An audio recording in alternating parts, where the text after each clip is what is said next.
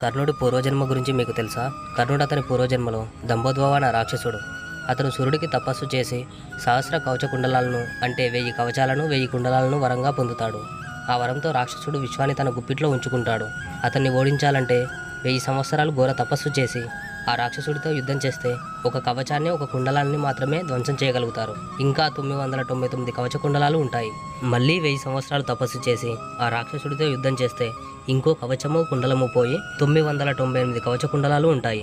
ఇలా ఆ రాక్షసుడిని వధించలేమని శ్రీ మహావిష్ణువు నరనారాయణులుగా జన్మించి 1000 సంవత్సరాలు తపస్సు చేసి ఒకరి తర్వాత ఒకరు వెళ్ళి ఆ రాక్షసుడితో యుద్ధం చేసి అలా 999 కవచ కుండలాలను నాశనం చేస్తారు. మిగిలిన ఆ ఒక్క కవచ కుండలంతో ఆ రాక్షసుడు తర్వాతి జన్మలో కర్ణుడిగా జన్మించి ఇంద్రుడు బ్రాహ్మణ వేషంలో వచ్చి తన కవచకుండలను దానమడిగితే లేదనకుండా దానం చేస్తాడు. నరనారాయణులు కృష్ణార్జునులుగా జన్మించి కురుక్షేత్ర యుద్ధంలో కర్ణుడిని వధిస్తారు.